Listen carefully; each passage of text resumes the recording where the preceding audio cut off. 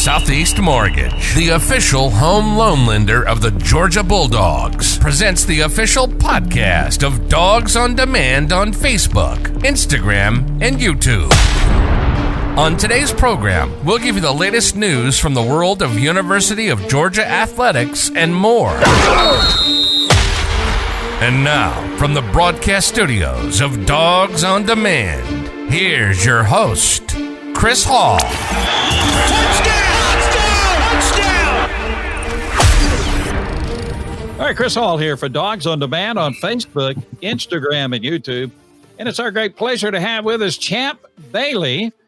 Champ, of course, he's in every Hall of Fame you can think of if he's had anything to do with it in football, even included now in the Peach Bowl Hall of Fame as well. And, of course, we have an exciting week coming up this week. Champ, welcome to our program. It's good to have you with us today. Good to see you again, Chris. Yes, good to have you with us now. We're counting down the days until, of course, New Year's Eve. This coming Saturday night, 8 o'clock, the University of Georgia taking on Ohio State. And just to talk a little bit about a great honor that you have received from the University of Georgia, you have been named the honorary captain for Georgia for this game coming up. So let's talk a little bit about that. Exactly, a tremendous honor, from the University of Georgia and from the Peach Bowl. So talk a little bit about that honor and what that entails. And are you going to have a chance maybe to interact with the team a little bit to kind of pep them up a little bit before they take on these tough Buckeyes? Well, to be frank, I'm honored, first and foremost. It's really because, any time I could step on that field, whether it's during a game or at any moment, and represent my Dogs in any way, I'm all for it. And this is one of the biggest games in the history of our program. Being in the semifinals, having another chance to win another national championship after winning one last year. When they called me with the opportunity, I obviously jumped on it immediately. But then it's like, what do I do? But, I really don't know exactly what I'm doing. I'm just going to do what they tell me, go where they tell me. And at some point when they flip the coin, I'll be standing right there. And, that's the joy in all this. I'm like a kid. I'm a fan now. I was a fan before I played for Georgia. I'm a fan as much now because I went through that program and helped it grow and get to where it is now. And, being a former teammate of Kirby Smart, there's a lot of reasons for me to love my Dogs even more than when I was a younger kid. But I'm honored, man. I look forward to it. I feel like I'm a part of the Peach Bowl family. So, anytime they reach out for something, I'm trying to, definitely step in and do what's necessary. Yeah, it'd be before we began our program, I was watching from YouTube, the 1998 Peach Bowl game between the University of Georgia and the University of Virginia. Of course, you obviously were on that team, and you were the MVP of the Peach Bowl in 1998. And I saw you catch a couple of passes. You made some defensive plays. You played both ways. What about your memories of that game back in 1998? It was in the Georgia Dome. It was a sold-out capacity crowd. Virginia was a pretty tough team back then. What do you remember most about that game back in 98? Well, it was my last college game. And, I think about, my brother had a great game that night. My younger brother, Boss, he was a true freshman playing. And I also remember AstroTurf. Okay. People don't really think about the terrain that we played on back then. Yeah. And in that dome, it was AstroTurf. Like it was, if you fall, you felt it. And yeah. I just remember in that dome, it was one of the hardest surfaces you could play on. I think I played on it once when I was in the league and definitely in the Peach Bowl. And I'm just so glad they got rid of it. That's one of those memories you that sticks out because it was painful. And imagine I probably played probably double than the plays than anybody else on that field. So it was tough on me. I had a lot of fun that night because we won. I won the MVP. So great memories in that, right? But man, that AstroTurf was serious. Yeah, well, that's like getting tackled twice, right? You get hit by the man, and then you get hit by the floor, and then you right? fall and get hit, then you hit the ground. And what's crazy is I was running the ball and tackling people. So I mean, I had my share of moments on the ground.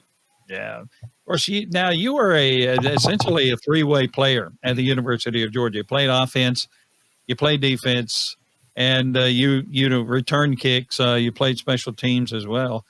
You don't hear a whole lot about that anymore in college football. In fact, that probably, I don't know if there's a three-way player today playing college football. So, how did you get into that? What was that like to be out there on offense and defense and coach let me play, right? What was that like being a three-way player? Well, when I was recruited, Coach Donnan, Jim Donnan, who was my coach, and he was going into his first year. I was, a senior in high school, so his first recruiting class meant a lot. So he promised everything. Oh yeah, I'm gonna let you do whatever you want. And, it was really, for me, a carryover from high school. And, my youth days, all I did was play. I never sat on the bench. Yeah. I never knew what that was like unless I was hurt. I never really felt what it was like to be over there and wait your turn. And when I got to school, I didn't want that to be the case. And he gave me the opportunity to play. I did it a little bit, as a sophomore and a lot as a junior in my last year at Georgia. And I was fortunate enough to be able to represent my talents out there as much as possible. Now, you don't see it a lot today because the game has become more specialized, right? Like a lot of guys specialize in certain positions. And I understand that. But there's so much talent left on the field that can be utilized. I know there's some guys that can do it, maybe not at a higher level than I did. And myself and Charles Woodson, who won the Heisman the year before I did it. But, there's some talented guys out there that I know can pull it off in some spot duty. And I love to see more of it. It's unfortunate we don't. But, you see a guy with New England trying to do it a little bit, right? He has some little spot duty. I mean, it's good to see when guys get to utilize their talents to the fullest. Yeah, and of course you see it on the high school level a lot. You have those talented players, and it'd be kind of interesting maybe to see that come back into style. But I don't know if we're going to see that anytime soon. Let's talk a little bit about Georgia and Ohio State. We're just a few days away now from this game. Georgia #1 in the college football playoff rankings. Ohio State #4, Georgia undefeated. Ohio State suffering that loss to Michigan. I tell you, I've been reading a lot about this game, obviously, and getting a lot of opinions online about this game.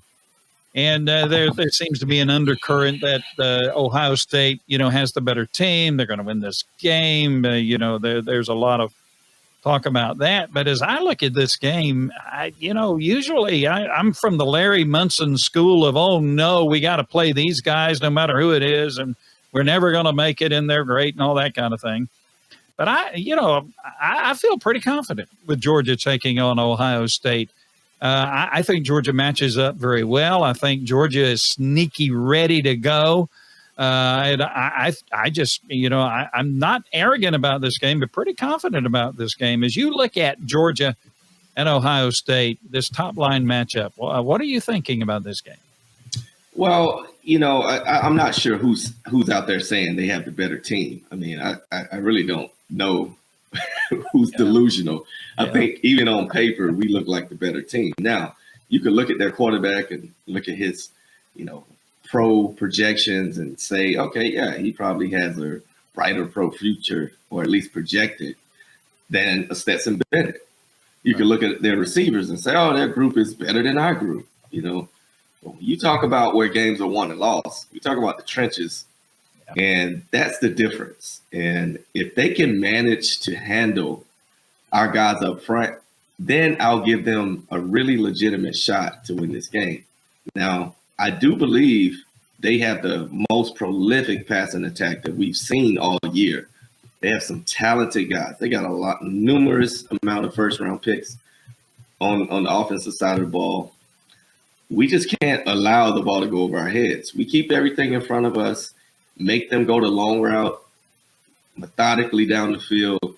It'll be a long day for them because I haven't seen a team do that all year against us. Yeah. And, I don't expect them to do it. Yeah, and I was kind of thinking about this game, comparing it to the Tennessee game. Everybody anticipated Tennessee's going to go in and just blow Georgia out with that high-powered offense, and the Georgia defense just took care of business that day. Yeah, you asked Hooker how he felt after that game. I mean, he was on the ground a lot, under pressure a lot, and these boys up front are different. And Ohio State hasn't seen anything like that. And, it's really amazing, and of course, I'm a Georgia fan. You're a Georgia fan. But you think about this Georgia team this year. Last year, 15 draft picks went into the NFL, a talented team. You lost so much off the defensive side of the ball. And then Georgia just reloads. And, as you look at this team this year and compare it to last year's team, in a lot of ways, you might have to say that this team is a better team than the team last year. It really is amazing, and it's a testament to, the recruiting, Kirby Smart, and the recruiting machine, I call it, at the University of Georgia, just reloading. To win back-to-back national championships. The last time that was done, the University of Alabama did it some years ago. Man, that's tough, though. To go back-to-back with the level of talent and competition in college football, it really will be an historic thing if Georgia wins back-to-back championships, won't it? Absolutely. And, you can compare this team to last year in many ways, but I think, when you reflect and you're talking about winning a national championship, that means we go undefeated. We have one of the top defenses in the country. Last year, it was no doubt one of the best defenses I've seen in college football ever. And to go back and do it again with an X on your chest, like everybody's been gunning for us all year. So I would have to say, if we win it all, this team would be considered better, because we're not a kept secret anymore. Like, people see us coming and they're prepared more than any other team. It's tough to win the SEC and then come win the national championship. Those are two big titles to win. That's like two championships, literally, on a high level in 1 year. That's hard, and I think you can hear the appreciation for the SEC championship in Kirby's voice when you hear him speak about winning the SEC championship. Yeah, people don't understand. That's a whole nother league in itself. Yeah, and you can almost crown that winner as the national champion, and not too many people can argue that down. So this team is ripe for historic accolades, especially compared to last year. It's definitely going to be one of the greater runs that we've had.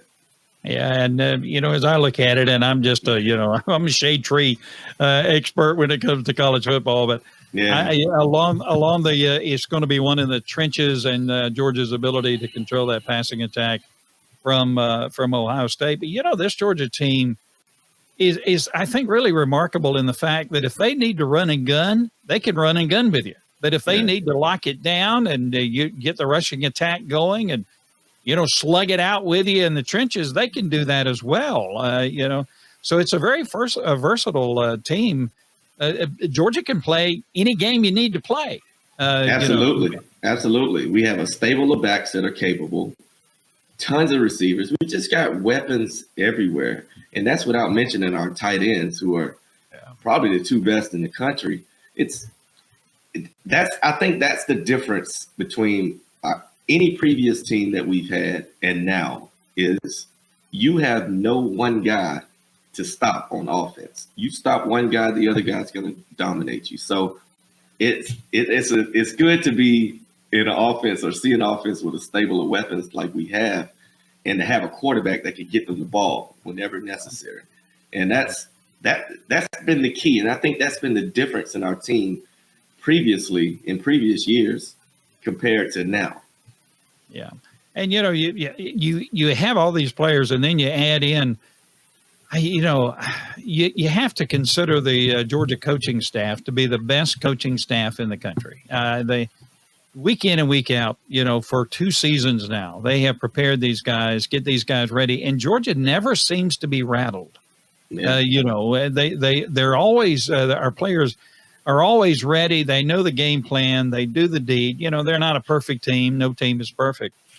But kudos to Todd Monken and, Muschamp and Schulman and all those other guys. We really have a good, a very good coaching staff. I hate to see any of them leave, and hopefully, it won't have a turnover much for this coming season. But kudos to the coaching staff, right? Let's talk about who's on the staff. Like, you got Muschamp, who's been at several stops, a lot of experience, former head coach. Mike Bobo, same thing, former head coach. Brian McClendon, former head coach. Like, these guys have experience in the college game, and they're just sitting back, collaborating, using all that knowledge to get our guys in the right positions. Now, if you go speak to them individually or as a group, I've spoke to them on individual occasions, and the thing that they always harp on is when you got players, it makes your job easy. You got players that want to be great. They put the work in. All you got to do is not mess it up as a coach. And that's really what they're doing. They're in there putting guys in the right position to win and not allowing, themselves to overthink anything and just understanding, we win our matchups, we win the game. And typically we have that edge. Let's just not put them in position to make it harder to go win those matchups. And they've done a tremendous job at that. Yeah, Georgia all the way around. We're ready to go. Now, you got Michigan in the other game in the Fiesta Bowl, the earlier game to Georgia's game at 8 o'clock. Yeah, Michigan and TCU. Interesting matchup, of course. Michigan's had a great year. I kind of study this game a little bit. I don't know. Michigan's a very talented team, but so is TCU. Yeah. It's no gimme. It's no gimme. I think this one's going to come down to, maybe turnovers and who can control the ball, who has the better game. But what do you think? I'm kind of leaning toward TCU in this game. What do you think? Well, I think it's I give them a shot. I do give Michigan a little bit of an edge because top to bottom in their conference, they're battle tested, right? Right. But if TCU could find a way to slow down that running game, it'll be a long day for Michigan. And I think that's what teams haven't been able to do against Michigan is slow the running game down, make that quarterback beat you. And, he's made plays when he had to, but that running game is what they thrive on. And that's going to be the mission for TCU. They do that, they got a great chance to win this game. Yeah, and talented quarterback, obviously. Oh yeah, and it's going to be a lot of fun. And yeah. I see a high score. I see a very high score in this game. I was talking to Gary Stokan, who is the CEO of the Peach Bowl, and I had a great conversation with him. Since the Georgia game is going to start at 8 o'clock, it may be midnight. It may be a new year before that game is over. If you go into overtime, absolutely. Yeah, it's going to be. We're not getting out of there until we say Happy New Year to everybody. Yeah. I suggested to Gary that since it's the Chick-fil-A Beach Bowl, let's tie a cow to the top of the dome and let him come down at midnight. Hey, that would be the best New Year's Day party ever, especially celebrating the win, right? Absolutely. Well, I've been watching a lot of the bowl games, and maybe you've been tuning into some of the bowl games. This is a fun time of the year, and some of these games, are okay. You just watch them because you watch, college football. Some of these games have been pretty good. Now you got, some big games coming up, obviously, as you get closer to New Year's Day. Have you watched any of the games? Any of these games kind of stuck out to you a little bit? Unfortunately, I have not watched a lot, but I've been trying to keep up because I got a couple friends around the country that are coaching. And, I know a few of the players that are out there performing. But, one of my good friends, Dre Bly, he coaches at North Carolina, former Tar Heel great. And I saw they lost by 1 point. So Yep. I'm going to give him a few days because he's so passionate about his school. I definitely got to reach out to him and see what's going on. One thing about college football, no matter what happens in that last game, that cycle never stops. If you have job security, guess what? It's time to go recruit. So it's a never-ending cycle. And, I just, I want to give him time to get over this loss, and I'm going to reach out and obviously see how I can help him in many ways. But I did watch that Oregon and, the North Carolina game, a great game. And then the Arkansas a game with Kansas, they went into 3 overtimes. Oh, yeah, I saw the highlights on that. Oh, yeah, it's a lot of fun to watch college football this time of the year. Well, let's talk a little bit about business, of course. You're a part of Dawgs on Demand, and we've got some exciting things that are going on, some things in process. These are kind of exciting days for Dawgs on Demand, of which you are a part of. Of course, we're on Instagram and Facebook and YouTube. But we got some other stuff coming on. Pretty exciting, isn't it?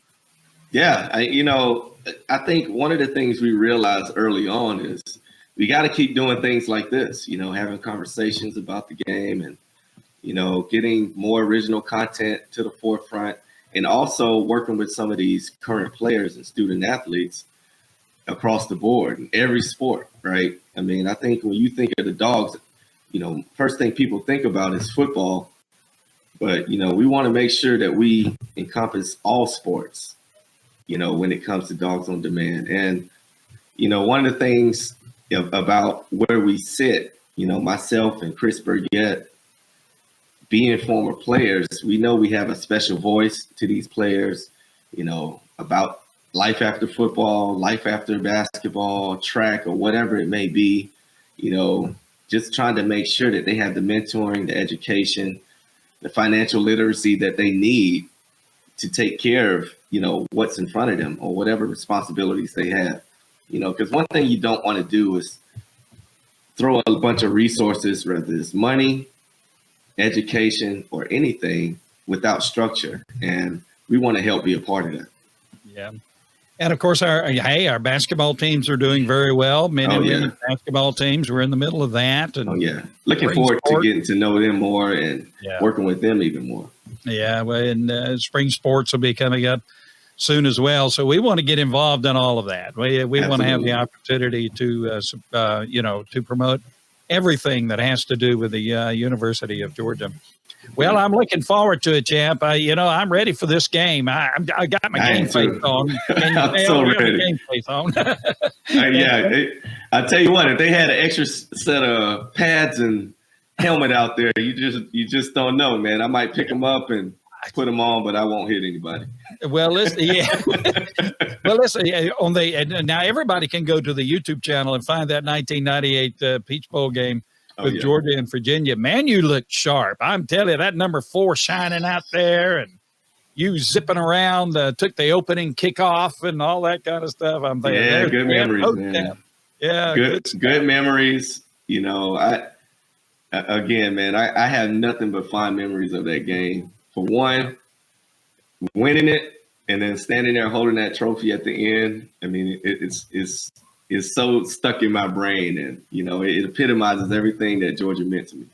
And then you went on to be the first defensive player drafted in the following NFL draft, and went on to the Redskins and on to the Broncos. And we won't talk about the Broncos. Okay. No, not too much right now. But, we'll let them get house in order, and we'll have that conversation later. Speaking of coaching, do you ever get a call from somebody saying, "Hey, champ, we have this opportunity," and would you ever be interested in something like that? Typically you have to show some aspiration to coach, right? Like I haven't been on any staff on a consistent basis. Like I've done some consulting here and there just because of people I know, and had people, had groups of guys that I talked to. But to be an official coach, it's a lifestyle. And I'm not sure if that's the lifestyle I want. I've been in football from 8 to 36. Right. So that's a very long time to dedicate your life to football. And, now I love being behind the scenes, connected to the game in many other ways. It's become big business. And I consider myself a businessman now. And, my part in the game may be a little off video, but I'm very active out here and trying to stay connected because it is who I am. And, I think there's a lot of many ways that we can bring value to the game and sports in general. Hey, Jeff Saturday came, he came out of nowhere to be the coach. Right. Of the Colts. Well, not necessarily out of nowhere, right? Well, he was a consultant with the team. So he had some familiarity with how they ran the show, within the Colts organization, and being a longtime Colts player, that really helped transition him into the building. Now, that was a little far-fetched to go grab a guy from outside to come, but there was a connection there. So I understand it. I understand why he fit the mold. I mean, he's obviously a great leader, playing center for one of the greatest quarterbacks to ever play. I mean, there's no doubt his leadership skills. And, I just want to see where it goes from here. Does he stick around for it, or does he come back to Georgia and coach one of these high schools again? I don't know. Yeah. I don't know either. And the Colts were kind of in a tough situation. Now that we've strayed into pro football, we'll wrap this up. Well, Champ, it's good to have you on our program. It's always great to have you on our program with Dawgs on Demand. We look forward to talking to you again soon. And go Dawgs, right? Yes, sir. Anytime, Chris. Go Dawgs. Dawgs on Demand would like to thank Southeast Mortgage, the official home loan lender of the Georgia Bulldogs, for sponsoring our program today. When the time comes to finance or refinance your home, make the smart choice and get your home loan from Southeast Mortgage. Your friends at Southeast Mortgage are ready to help you. Visit southeastmortgage.com/UGA today for more information. Be sure to visit Dawgs on Demand on Facebook, Instagram, and YouTube, and our great interactive website, dogsondemand.com. Join us for our next program as we keep you up to date with the latest sports news from the University of Georgia and more. Until then, be safe and go Dawgs.